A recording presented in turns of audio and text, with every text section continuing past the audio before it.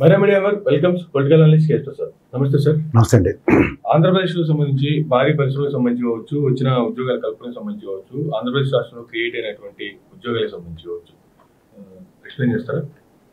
అంటే ఈ జగన్మోహన్ రెడ్డి గారి గవర్నమెంట్ ఎట్లా అంటే అన్నీ చేసుకోవడం ఏమీ చేయలేదని అపోతలు మోసుకుంటూ ఈ భౌగోళిశాలలో న్యూస్లు ప్రదర్శిస్తున్న విధానంలో వాళ్ళు 10 అడుగులు ముందుకేసినా ఒక్కడుగు కూడా పడినట్టుగా అభివర్ణిస్తుంటే నేను మా మాస్టర్ గారు విజయనగరంలో నేను చదువుకున్న మాస్టర్ గారు సహాయ సహకారాలతో అసలు ఏ విధంగా ఉందన్నది నాకు ఎస్టాబ్లిష్ చేయగలిగాం. ఇప్పుడు చూడండి, 2,34,000 జాబ్ క్యాలెండర్ ఏదైనా 25% అడుగుతున్నారు. నేను ఈ బైఫర్కేషన్స్లో ఎట్లా జాబ్స్ కేటాయించబడ్డాయో ఇది కాక ఆర్టీసీ సంస్థని 50,000 పైచీలకు ఉన్న ఉద్యోగస్తుల్ని మన ప్రభుత్వ ఉద్యోగుల కింద విలీనం చేయబడింది. అది కాకుండా ఈ లెక్క చెప్తాను మీకు. పోలీస్ కానిస్టేబుల్ని 6,100 మందిని రిక్రూట్ చేశారు. Police SI jobs 411. ఏపీ గ్రామ సచివాలయం నిన్నే ఆ భౌగోళిశాలను అందరూ కన్ఫర్మ్ చేశారు 1,20,000 మందిని. ఇది ఒక్క ఉదుటున మొత్తం సచివాలయ వ్యవస్థలో ఉన్న 1,20,000 మందిని ఒకే ఒక్క సర్వీస్ కమిషన్ ఎగ్జామ్ త్రూగా రిక్రూట్ చేయబడ్డారు. అలాగే గ్రూప్ 1 173, 2022లో 92 మంది, 23లో 81. గ్రూప్ 2లో 897 మంది, degree college lecturers 240, junior college lecturers 47, డివైఈఓస్ 38 మంది, గవర్నమెంట్ పాలిటెక్నిక్ లెక్చరర్స్ 99 మంది, ఫారెస్ట్ డిపార్ట్మెంట్లో 54 మందిని, హార్టికల్చర్ ఆఫీసర్స్ 39 మందిని, అసిస్టెంట్ ఇంజనీర్స్ 35 మందిని, ఏఈలు 23 మందిని, మెడికల్ ఆఫీసర్స్ 59 మందిని, అలాగే మెడికల్ స్టాఫ్ని 60,000 మందిని రిక్రూట్ చేశారు. ఇది కాక టీచర్స్ జాబ్స్ 1998 డిఎస్సిలో 4,059, 2008 డిఎస్సిలో 2,193, 2018 డిఎస్సిలో 6,954, 2019 స్పెషల్ డిఎస్సిలో 6,602 మంది, కేజీబీవీ రెగ్యులర్ పోస్ట్ ఏమో 1,200 మందిని, అలాగే 2024 డిఎస్సిలో 6,100 మందిని. అంటే టోటల్ 21,108 మంది ఈ టీచర్ స్టాఫ్ ఇప్పుడు ప్రెసెంట్ ఎగ్జిస్టింగ్ టీచర్ స్టాఫ్ లేరని మాట్లాడుతున్న దగ్గర. సో ఈ విధంగా మీరు చూసుకుంటే 50,000 ఆర్టీసీ ఉద్యోగులతో ఇంత ప్రభుత్వ పరంగా జాబ్ క్యాలెండర్ అన్న వాళ్ళకి ఈ విధమైన సమాధానం. ఇది కాక ఇప్పుడు మీరు ప్రత్యక్షంగా ఇది గవర్నమెంట్ రాష్ట్ర ఖజానా నుంచి ఇస్తున్న జీతభత్యాలతో వీళ్ళు అనుసంధానించబడ్డారు. ఓకే, ఇది కాక మీకు ఇండస్ట్రియలైజేషన్ చూపిస్తాను నేను. ఇప్పుడు చూడండి, భారీ అండ్ పెద్ద పరిశ్రమలు మనకి 2 సమిట్లు అయ్యాయి. ఒకటి తెలుగుదేశం ఆయిల్లో దగ్గర 19,50,000 మందిని క్లెయిమ్ చేస్తున్న 19,50,000 3 సమిట్లు చెప్పారు 2014 నుంచి 19 మధ్యలో. అలాగే 2019 నుంచి 24 గవర్నమెంట్లో వీళ్ళు ఒక సమిట్ చేసి 13,50,000 తీసుకొచ్చారు ఇన్వెస్ట్మెంట్స్. సో ఇవి మీరు చూసుకోగలిగితే ఇది నేను డిసైడ్ వేసి చెప్పగలుగుతాను. ఈ టెన్యూర్లో గ్రీన్కో 15,000 కోట్లు, పెన్నాపురం కర్నూలు ఏప్రిల్లో ఓపెనింగ్ అయింది. రామ్కో సిమెంట్స్ 3,000 కోల్మిగురుడ కర్నూలులో అయింది. గ్రాసిమ్ ఇండస్ట్రీస్ 2,500 బలభద్రపురం ఈస్ట్ గోదావరిలో. సెయింట్ గోబిన్ 2,000 కోట్లతో అచ్యుతాపురం విశాఖపట్నంలో. సెంచురీ ప్లేబోర్డ్స్ ఇండియా లిమిటెడ్ 2,000 కోట్లతో బద్వేల్లో కడపలో అయింది. మాండ్లేజ్ ఇండియా 1,600 కోట్లతో శ్రీ సిటీ నెల్లూరులో ఓపెన్ అయింది. Green Tech Industries India Private Limited 1,377 కోట్లతో Tirupati. AIG Yokohama 1,250 Achyutapuram Visakhapatnam. POTPL TCL group వాళ్ళది 1,230 కోట్లతో తిరుపతిలో వికృతమాలలో. డిపి చాక్లెట్స్ ప్రైవేట్ లిమిటెడ్ 1,125 కోట్లు శ్రీ సిటీ నెల్లూరులోనే. అలాగే Foxlink India Electricals Private Limited 1,050 కోట్లు తిరుపతిలో.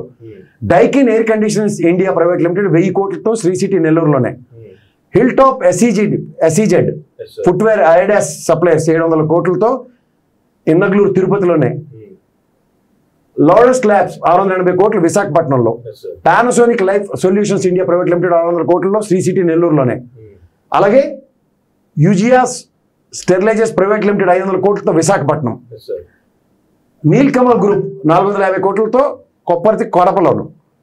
Gokul Agro Resources Private Limited 150 కోట్లు డోర్వాల్ నెల్లూరులో. ఆల్ డైక్సన్ టెక్నాలజీస్ 250 కోట్లతో కొప్పర్తి కడపలో. లోరస్ సింథటిక్స్ 190 కోట్లతో విశాఖపట్నంలో. గ్రీన్లాండ్ సౌత్ లిమిటెడ్ 175 కోట్లతో నాయుడుపేట నెల్లూరులో. Sunny Aptech India Private limited 160 కోట్లతో తిరుపతిలో. అలాగే Dixon manufacturing unit TV unit ఇది 110 కోట్లతో తిరుపతిలోనే. ఆదిత్య బిర్లా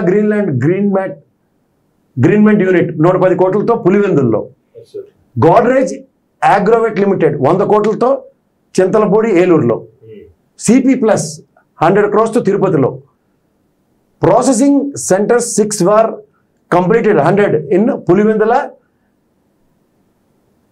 విజయనగరం ఎక్సెట్రా.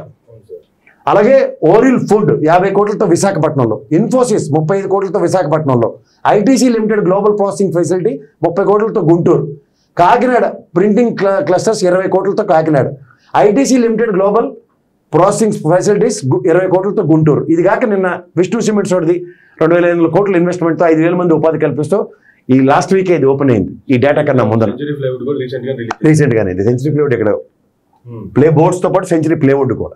సో ఇవన్నీ మీకు సర్వతోముఖంగా రాష్ట్రం ఈ విధంగా ఇండస్ట్రియలైజేషన్, గత ప్రభుత్వమైనా ఈ ప్రభుత్వమైనా ఇండస్ట్రియలైజేషన్స్ జరగకుండా అయితే లేవు.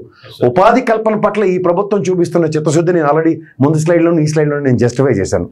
అపార్ట్ ఫ్రమ్ ఆల్ దిస్, ఇంకా ఈ 19,50,000 నుంచి 13,50,000 కోట్ల నుంచి దగ్గర 1,03 కోట్ల, నేను లాస్ట్ నా ఇంటర్వ్యూస్లో కూడా చెప్పాను, ఇవి ఆల్రెడీ అబౌట్ టు గ్రౌండ్, అంటే ఆల్మోస్ట్ ప్రాసెసింగ్లోనే ఇవన్నీ ఫంక్షనింగ్ యూనిట్స్. సో ఇక్కడ దగ్గర 39,000 పైచీలకి ఇక్కడ గ్రౌండ్ అయ్యి పని అవుతున్న దగ్గర 1,03 కోట్లు అనుసంధానించుకుంటే టోటల్ 1,84,000 కోట్లు ఈ 10 సంవత్సరాల్లోనే మనకి పెట్టుబడులు వచ్చాయన్నది రాష్ట్రం విత్ ప్రూఫ్స్ ఉన్నాయి.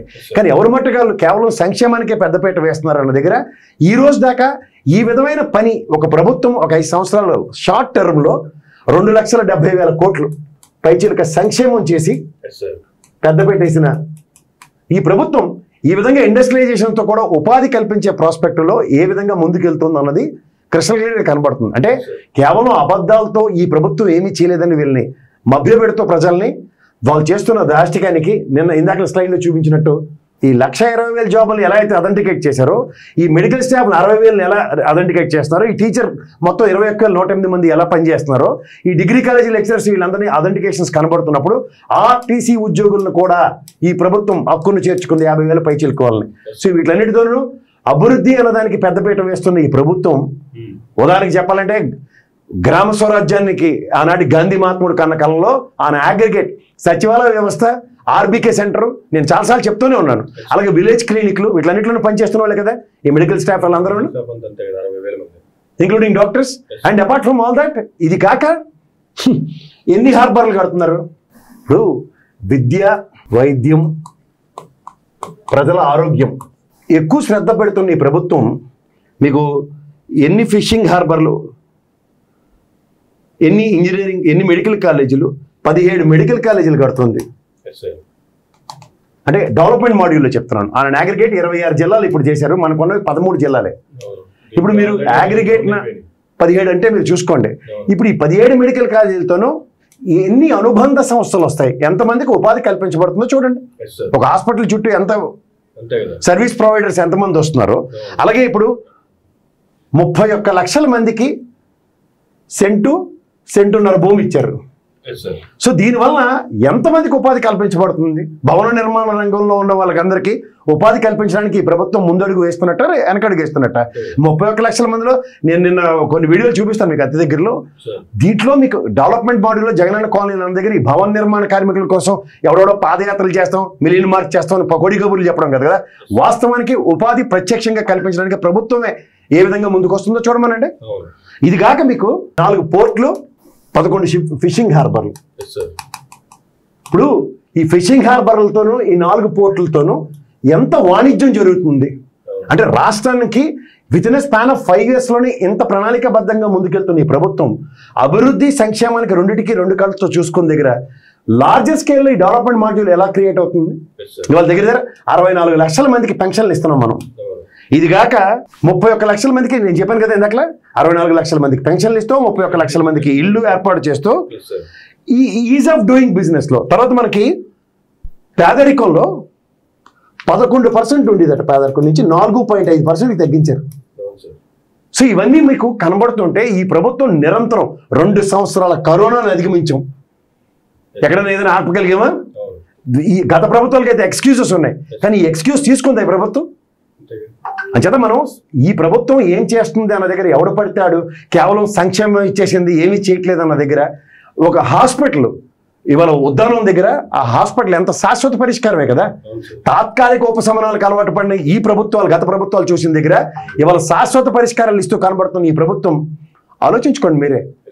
సర్వతోముఖంగా ముందుకెళ్తున్న దగ్గర ఎవడు పడితే ఏది పడితే అది మాట్లాడుతూ ఇది అభివృద్ధి కాదు, అభివృద్ధి చేయకుండా కేవలం సంక్షేమానికే పెద్దపీట వేసిన దాని దగ్గర పారలుగా వ్యవస్థని ఎలా పరిరక్షించుకుంటూ వ్యవస్థతో పాటు, ఎందుకంటే ఈ బ్యూటిఫుల్ ఇన్వెస్ట్మెంట్స్ హ్యూమన్ ఇన్ఫ్రాస్ట్రక్చర్ మీద ఇన్వెస్ట్మెంట్ చేసి చూపించారు. ఈ పిల్లలు చదువుకునే భవిష్యత్ ఎలా ఉంటుంది, బంగారు భవిష్యత్. వాళ్ళకి ఇస్తుంది ఏంటి, విద్య, వైద్య, ఆరోగ్యం. ఇదే వాజ్పేయి గారు వ్యక్తి చెప్తే మీరు బ్రహ్మాండంగా అబ్బాబా ఏం చెప్పారని మెచ్చి మేకతో లేచి భారతరత్న కూడా ఇచ్చారు కదా. కానీ అనితర సాధ్యమైనదే ఆచరణ సాధ్యం చేసి అసాధ్యాన్ని సుసాధ్యం చేయడం ఇలాంటివన్నీ వింటాం. కానీ వాస్తవానికి దగ్గరగా విద్యకి ఎంత పెద్ద పెట్టేశారో, ఐబీ కరికులం ఇచ్చి వాళ్ళు ఏ స్థాయిలో ఉన్నత ప్రమాణంలో విద్యలు అందిస్తున్నారో చూడమనండి. వైద్యం నిరంతరం ఎస్ సచివాలయ వ్యవస్థగా అనుసంధానిస్తూ వైద్యం అందిస్తున్న విధానం, విలేజ్ క్లినిక్ల త్రూగా ఆయుష్మాన్ భారత్ కేంద్ర ప్రభుత్వం కూడా తీసుకొని ఆరోగ్యంలో ఇవాళ మన రాష్ట్రం ఏ ఇండికేటర్లో ఉందో చూడమనండి ఒకసారి. ఎందుకంటే కరోనా పాండమిక్ సిచ్యువేషన్లో నెంబర్ 1 వచ్చింది Andhra Pradesh, the way we addressed it. So ఇవన్నీ చూసిన తర్వాత కూడా ఇంకా ఏం మాడాలో వాళ్ళ విజ్ఞతకే వదిలేయాలి. తర్వాత గ్రామాలే పట్టుగొమ్మలన్న పెద్దలు మహానుభావులు మాటలకి సాధ్యం చేస్తూ 2200 మంది ప్రజలు ఉన్న ప్రతి గ్రామానికి, అంటే ఈ 3-4 గ్రామాలను కలిపి ఒక సచివాలయం, ఒక RBK centre and village clinic and నాడు నేడుతో స్కూల్ పరివర్తించింది, విద్యా ప్రమాణాలు పెంచింది. ఆయన అగ్రిగేట్ ₹1 కోటి ఒక గ్రామానికి ఖర్చు పెట్టడం అంటే 3-4 గ్రామాలకు కలిపి ఈ రోజు దాకా ఆ విధమైన డెవలప్మెంట్ ఎక్కడైనా ఉందా? అంచేత ఏం జరిగిందో చూసి కూడా చెప్పకపోతే మాత్రం చాలా తప్పది. నేను చూశాను, దీని ప్రభావితమై దీన్ని విశ్లేషణ ఇచ్చినాను. Thank you sir, thank you very much అండి. ఇదండి ఆంధ్రప్రదేశ్ రాష్ట్రంలో జరుగుతున్నటువంటి డెవలప్మెంట్కి సంబంధించి కావచ్చు, అభివృద్ధికి సంబంధించి కావచ్చు ప్రసాద్ గారికి ఇది నాటి మరొక ఇంటర్వ్యూలో మళ్ళీ వెళ్తాం. చూస్తున్నానండి మైరా మీడియా.